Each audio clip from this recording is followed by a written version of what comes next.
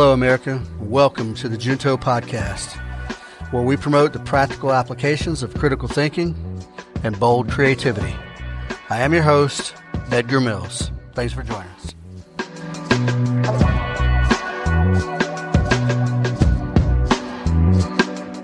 Welcome to episode 34, folks.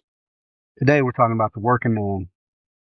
You're a typical masculine American guy, working class guy.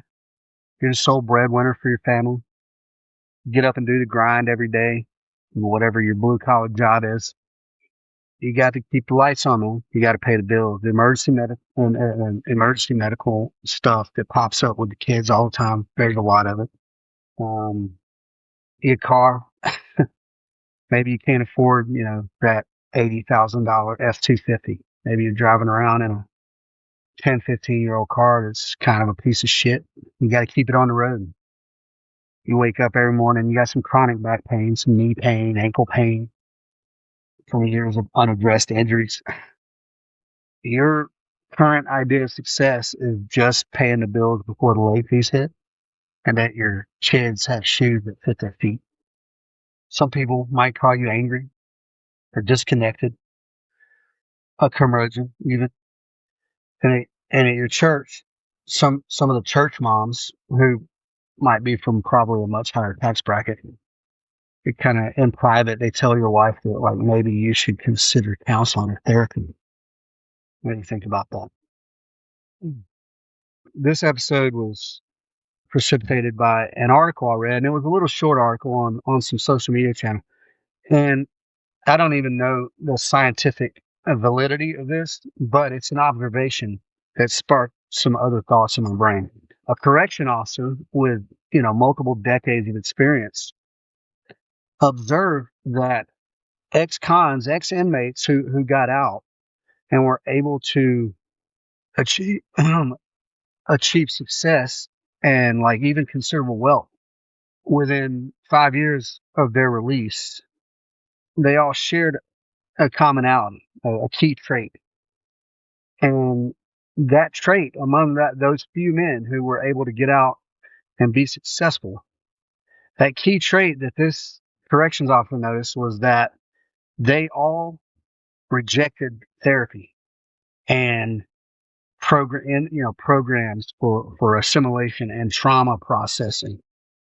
These men suppressed the pains of their past and their traumas of their circumstances, and they channeled all that stuff into focus and in action and progress, ultimately becoming successful.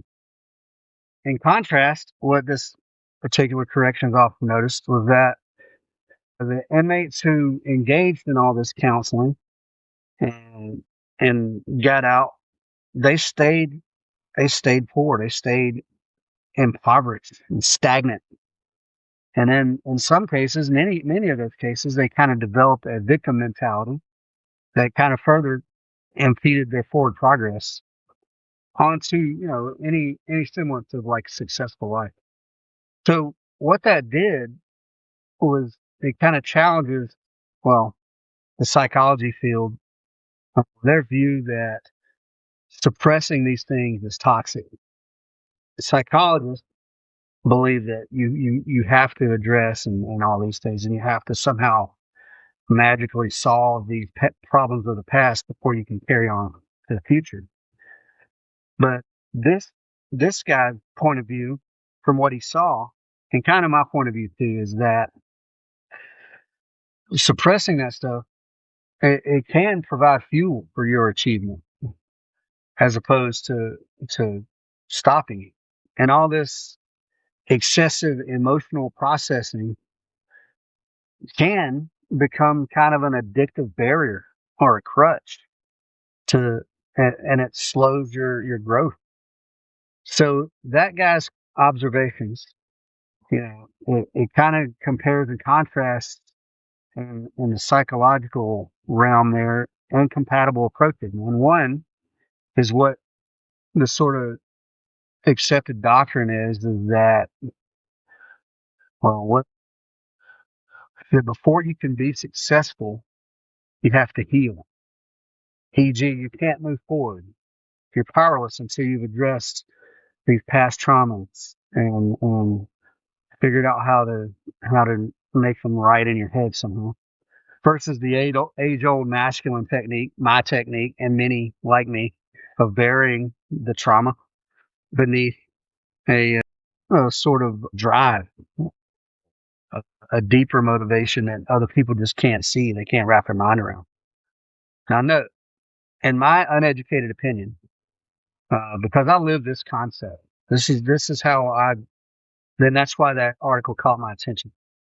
You can acknowledge that there was past trauma, and you can even continue to feel the pain of it without dwelling in it and without having to relive it over and over and without having to talk about it and like somehow become at peace with it. You can have it in there and it can burn you. But session after session with a therapist so that you can gain some kind of imagined peace, I don't think it's there for some people. Mind you, personality types matter here. But my lifestyle and the way I do business, well, one of my all-time favorite songs, in the words of Willie Nelson, I'm going to tell you, I've got a long list of real good reasons for all the things I've done. I got a picture in the back of my mind of what I've lost and what I've won. I've survived every situation, knowing when to freeze or when to run. And I know just what I'd change if I went back in time somehow. But there's nothing I can do about it now. Yeah, no matter what you do, you can't change the past. It's it. You might be able to shape up how you see the past or how you process the past. But you can't change it. So from that corrections officer's sort of observations, what does therapy do for us? Where's it at? We hear a lot about these cognitive behavioral therapy, CBT. For those of you out there whose minds didn't go to CBT means something else. But it apparently, I'm told, it helps people change negative thinking patterns and and their behaviors. Kind of like maybe rewiring your brain a little bit, which I reject that notion via therapy. I think you can rewire your brain through your own efforts, um, but anyway, it's a whole program of trying to help you get beyond these bad thoughts and not letting the past control you. Learning how to acknowledge or recognize when that's creeping in on you. And, maybe it works and maybe it doesn't. Maybe it works and maybe it doesn't. But for guys like me specifically, and understand, I'm making a distinction about personality types. Therapy may work perfectly for some people. But for guys like me and you, many of my listeners, this stuff just don't land. It don't land. I mean, especially this cognitive behavioral therapy and these various techniques where they propose that unpacking every old wound will somehow heal you. But I beg to differ. I think it can get you in sort of an endless cycle of reflection reflection is good. Often it is good. But then you keep going with it. You kind of like, now you're dwelling in the past. Now you can't get beyond it because you're dwelling in it. Even though you're supposed to be healing, instead you're dwelling in it. And you can't move forward because of that. Not because you can't heal the past, but because you're not getting past it. I mean, is it what if therapy is secretly holding you back from real power and progress, real emotional and psychological autonomy? Because I think you're kind of giving up your autonomy then a little bit. And why do guys like me, and I'm going to refer to me a lot because I know other guys that like me, but I'm just going to say guys like me. Why do you think it clashes so hard with our drive to act, to move forward? I don't know. So again, I talked about personality. I think personality types are this is very relevant to this. Masculine type dudes who who carry this stoic sort of action-oriented ethos, military types and things like that. Guys that are kind of extroverted in their thinking process, or they're very logical and practical in the way they solve problems and get things done. And they don't spend time on this endless introspection, right? You look at it, you take the information, sort it out, and move forward. That's what I'm talking about. That's the kind of personality I'm talking about. And that kind of man, that kind of personality type puts me in the mind of a Patton quote that says, "A good plan violently executed now is better than a perfect plan executed next week." And to me, that's what therapy is doing. It's trying to make this perfect plan for you to eventually action next week. And you can say it's impatient or whatever, but I'm not going to wait till next week. So how do these modern therapy techniques, how do they clash with guys like that? Always somehow you got to process this trauma by talking it out and rehashing it with somebody. There's a friend of mine briefly referenced EMDR, the eye movement desensitization and reprocessing technique. And, man, I don't know. I don't think for some people it might work. It might. It seems like you're tricking people into trying to think a certain way. And to me, that ain't going to stick. I don't know. There's different forms of therapy. I'm not a psychologist. Some of my clients come out here and I got a friend who's a counselor and a therapist and all that. And he says, and he points out the difference between something that's being therapeutic and therapy. A lot of my clients come out to me to shoot guns, and it's a very therapeutic thing. And I got some clients that carry around a little bit of angst about life and things. And I've got a couple of clients who are divorced, who went through rough divorces with violent men, and they're there's a lot of angst. And so coming out here is very therapeutic for them. To learn how to shoot, it focuses you, at least for 2 hours, you're focused on something very specific. And it helps you sort of prioritize your thoughts and stuff like that. But that's not therapy per se. It's therapeutic, but it's not therapy. So says my friend. So for some of us toxic men, us loners, sort of loner. I'm not a loner anymore, really. But kind of holdovers from the 70s and 80s, you know what I mean? It's not that we're suppressing anything. I'm not suppressing my bad past or bad things that happen, but I compartmentalize that shit. I put it in its place.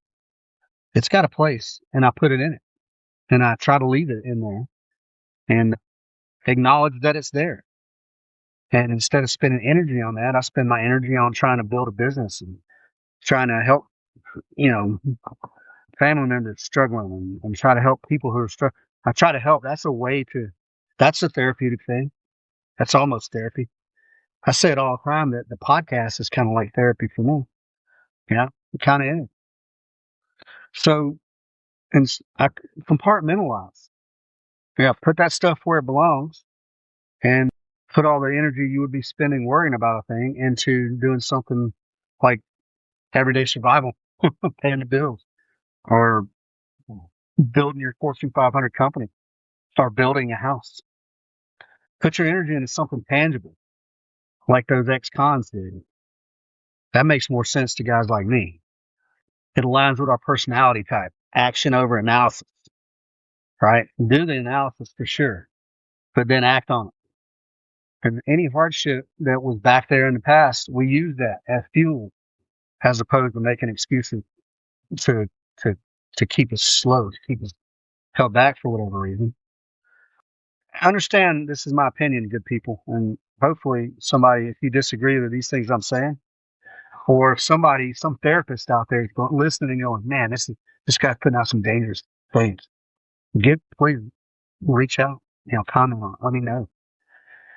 I think therapy fails for working class guys, for manly men, for, you know, dude, stoic type dude who just, here's the thing, man. You're a regular guy. You wake up at the crack of dawn. All right. You go to work, your 10 or 12 hour day or your 24-hour shift at the firehouse, whatever it is. And your little paycheck barely covers the rent. You know what I mean? And you're a one income family. So you come home, you smoke. And because any working class job out there these days barely is above poverty, it barely pays the bills. You're living paycheck to paycheck. And then the economy, inflation, uh, and stagnant pay. Pay does not keep up with the economy, folks. And then even job insecurity, man, or whatever. How important to like your mental health? Some people will tell you it's the most important thing, and it's very important, but it logically takes a back seat to somebody who's struggling in life to pay for, kids, living, cars, medical expenses, etc. And specifically the economic stuff, debt piles up from freaking, medical bills and just crap, car friggin' repairs. And then your survival instincts kick in. So you got to put food on the table, right? You ain't got time to schedule no therapy session that costs $150 a pop, or, it's cutting into your overtime hours from your second job. So when are you going to do it and who's going to pay for it? And it's just a luxury that working class guys just literally cannot afford. And never mind the personality faults, whether or not it's valuable or not, just literally can't afford it. So that's one major drawback, I think, for working class folks. And then trust, man. A lot of guys in my category, I'm categorizing this personality type. It's to trust. You have to have a trust in anyone to be able to benefit, right? If I don't trust you, I'm not going to share things with you. And I'm not going to open up and share my freaking fears with you and my vulnerabilities and some deep held secrets that nobody else on the planet knows. Working class dudes, masculine dudes, kind of maybe have a distrust for distrust or mistrust of therapists. Maybe they have ulterior motives? Are they trying to label you as mentally? Are they trying to, you know what I mean? Do they have a hidden agenda? We don't. Who knows? Guys like us are sometimes skeptical of just general things. I have a general skepticism to the medical health industry altogether, especially the mental health system. I mean, maybe, that's because I watched, when I was young, I saw One Flew Over the Cuckoo's Nest when I was very young. Maybe that was bad. Maybe that shapes, maybe that's in there deep in my subconscious, man. But I got a fundamental problem when one guy who's got a degree in something can declare me mentally unfit for whatever. That's uncool. I do not like it. It violates every libertarian principle. It violates individual autonomy. It violates all sorts of things. And I get it, man. There's violent people out there that need some kind of therapy or at least some kind of freaking control structure. But I don't trust the mental health system to give it to me. And also, man, to me, feels a little elitist. I'll get to that. I'll get to that. So for guys like me, guys like us, I think you will get as much out of confiding in a friend, a best friend, whoever your best friend is. Think about who's your best friend, like your very best friend. And imagine if you went to your very best friend with some kind of deep angst and said, "Man, I'm having trouble processing this shit right now." How do you think you would react?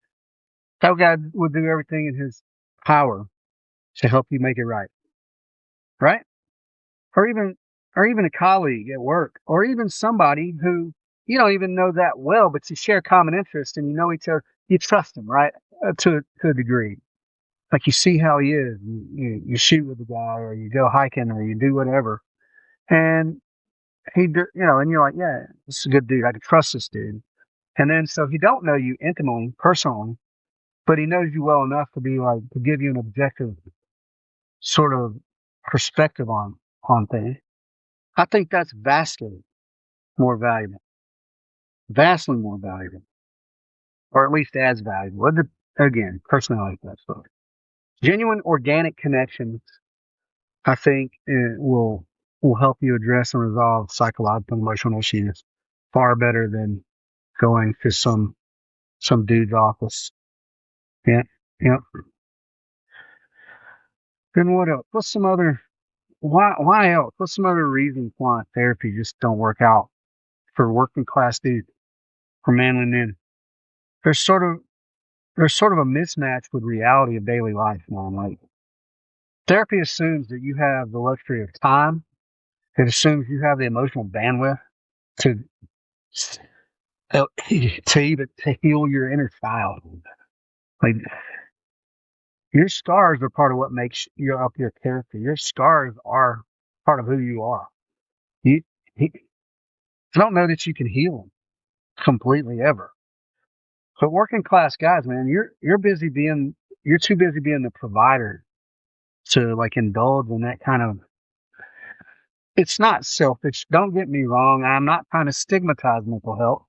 Mental health is very important, but I'm just giving my perspective of why I think guys reject it.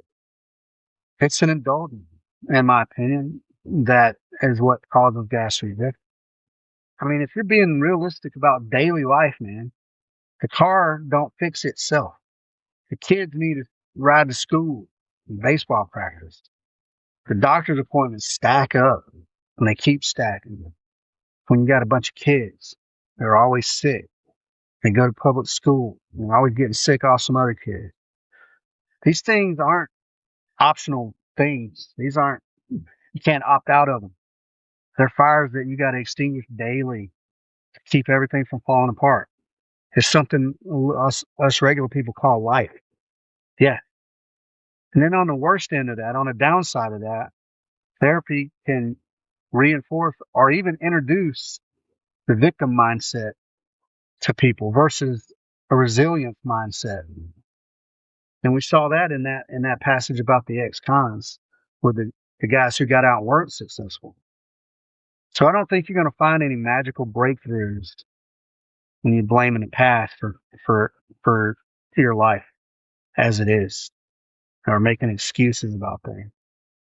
I think the breakthrough is trying to be present in life, trying to be productive for yourself and your family, and maintaining some level of resilience, even if you got to look to other people as examples, because the real life, requires resilience that you may or may not be able to get from a dude sitting across a desk, or making you do breathing exercises, moving your eyes back and forth, left and right. So, the question to the audience here is therapy a luxury for like upper middle class and rich people? Is it? Because the only time poor people will get therapy is via court order after domestic violence or a DUI or some public outburst. When do poor people get therapy? Yeah, man. So those are some of the things I thought were like kind of obstacles, kind of a reason why guys like me reject therapy to a large degree. I think importantly is that we got to prioritize the present, right? We got to be present. And past traumas, whether they're physical, real scars or mental and emotional scars from a rough childhood, or even some people these days, just some perceived slight people will think is traumatic somehow and it's blown out of proportion. That stuff gets compartmentalized and shoved aside because dwelling on them don't fix your transmission, man. Dwelling on it won't get your kid to his well baby checkup on time. So you can control what you what you can right now. Control what you can right now. Put the rest, yeah, you can call it suppressed. You can call it compartmentalized. You can even call it denial if you want, but it's not denial, right? You're not putting that stuff aside out of denial. You're putting it aside out of necessity. When you prioritize the present, yeah, regular guys are oftentimes dealing with a lot of issues that they just don't have time. I want to talk about Carl Jung for a minute. He's got a concept, and I kind of look at this every so often and try to figure out the applications. His concept of the shadow, right? Our shadow. Everybody has a shadow. And that refers to, the unconscious, subconscious parts of our personality that where we hide away all the repressed and rejected aspects of our own psyche. You know what I mean? And that includes our primitive instincts and our like negative emotions, like rage or envy, right? Those things, because those are bad, those are negative things. We stick our weaknesses in there, in the shadow, or our desires, our darker desires, or our impulses that we don't, those things that we don't want to identify consciously with, those things that, that we don't want to admit that we have sometimes. We call it our dark side sometimes, right? Our dark side. And our dark side or our shadow is sort of a cognitive blind spot, right? Because it affects us, it influences our behavior subconsciously. Those things, man, they creep in, and and they can creep in so much that they overwhelm our conscious actions when, in hard times, time of stress or indecision or things like that. We see that a lot, and that's why people make these horrible decisions when they're stressed out or they lose it and start yelling, things like that, which I do periodically with my young son, one of my sons. And when I say he's 30 years old. Wow. Mhm. At any rate, uh, and on the deep end of that, though, like not only can our dark side creep into our conscious actions when we're all stressed out, but they can also manifest through projecting onto other people, right? We can project our negativity onto other people.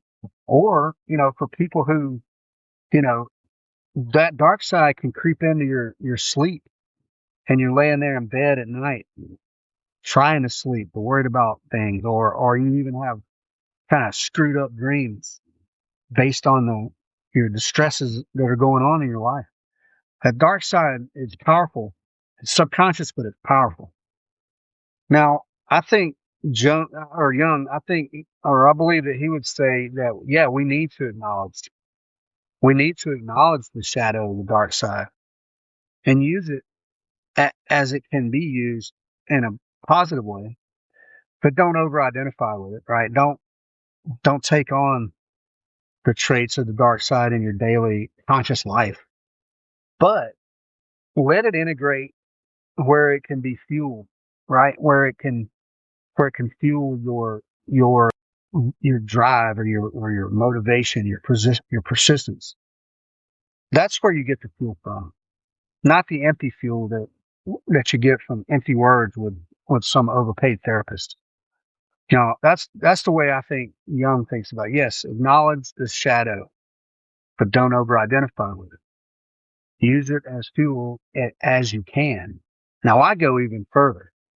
Again, I'm uneducated, but I say embrace the dark side, learn it intimately, right? Know what all your flaws are. You need to know what your impulses are, what things will trigger you into some darkness or some bad behaviors. Become intimately familiar with those things and then put them in their place and keep them in their place. And then use aspects of that dark side as needed, but don't ever let them take control. And I don't know how this loosely kind of fits here, but I think the concept of you keep your friends close, but you keep your enemy closer I think that holds true with this concept, right? I know my dark side, or I know the good things that I like about myself, and I keep them close because I really, I really I want people to think I'm a good guy, right? I want to think, I want to think to myself that I'm a good guy, and I want to believe it. But more so, I know where my darkness is, and by knowing it intimately, I know how to keep it where it belongs. Yeah, embrace your dark side, embrace your shadow. Don't try to suppress. Don't try to make it right. It may never be right. Yeah, I don't. And what is right? What's the measure anyway? It's just how it affects your behavior. I mean, I think that's the answer of what right is, right? So another question for you guys is, what if, amid all the stress and chaos of your life, your shadow, your dark side is actually your secret weapon against your own inner demons that it houses, that where that dark side, where those inner demons live, that's your secret weapon, is you control the demons. You control the darkness. And then here's the thing. Do people want to take that responsibility? Because if you own it, now you have to, now you have to take responsibility when you do let it out. Yeah, think about that. So look, everything, it all boils down to this. You have to take charge of your own mental health, your own emotions, and your own behavior, and your outward behavior, as it affects other people in your world. Uh, yeah, you are responsible for that. Accountability is not the domain of your therapist. You can't you can't blame your therapist for you going out and doing something screwed up. Now that being said, if your therapist is secretly pumping you full of bullcrap, I mean, he may have some culpability there, but accountability, folks. You need to take charge of your own emotions and behavior and be accountable, not to your therapist, but to yourself. It's not his, it's yours. It's your accountability.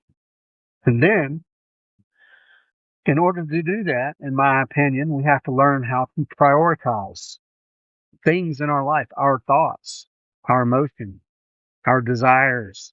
For the working class man, it's simply getting up and going to work, paying the bills, and keeping the kids and with shoes on. Yeah, and it really is that simple. Now, why are so many working class guys alcoholics? Why are so many working class guys beating their wives? Well, they're obviously not dealing with things well. Well, yeah, that's where I'm going back to these personality types. Some personality types are ripe for therapy. They need someone to tell them how to feel and how to think and all these things.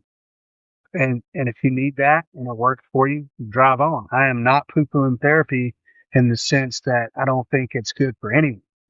I'm talking about specific personality types.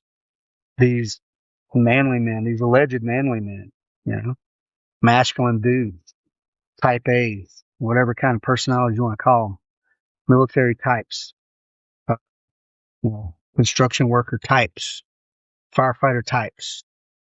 Learn how to prioritize your life. Put the right things in the right order. Stack those priorities, and then resolve to move forward. Resolve to solve each problem at a time as priority dictates.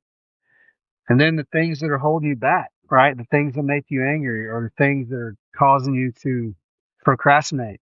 Put that shit in your dark side. Put that shit in your shadow. Let your shadow hold on to that and leave it in there.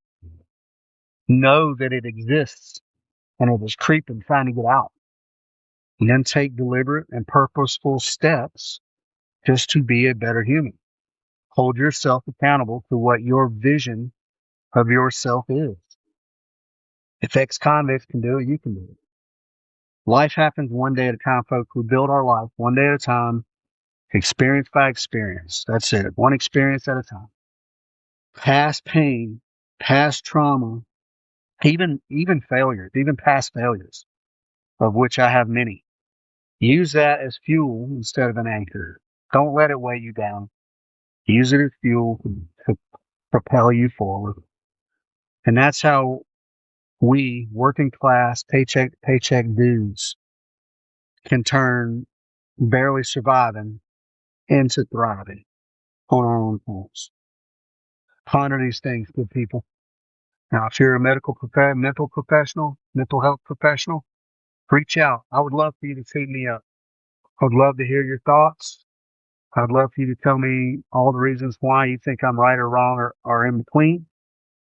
I imagine some of you vehemently disagree with everything I've just said. Sound off because I want to hear it. That's what I had, good people.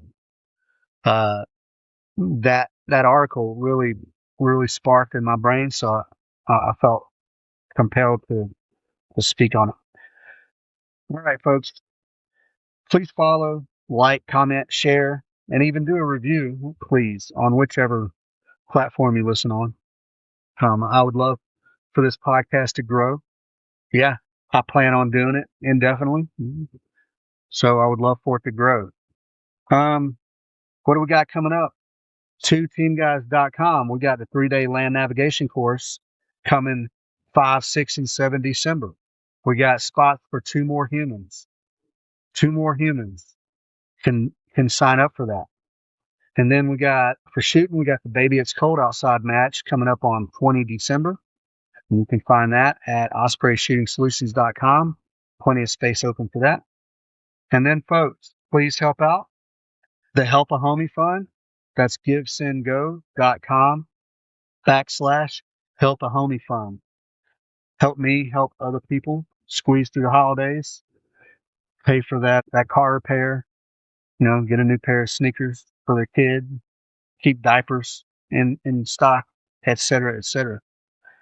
That's getting off the ground real slow, but it's another thing that I plan to do indefinitely. I want to make it. I want to make it a thing, and eventually I want to make it into a nonprofit. And I'm talking about the kind of nonprofit that has zero overhead, and every bit of donation goes straight out to the humans that need it, not to some bizarre, director's salary or some swank office downtown or whatever. I plan to make that. That's the plan. So please, folks, consider it. I appreciate you, good people. Thanks for listening. Thanks for sticking with me. This has been episode 34 of the Jinko podcast. I love you guys.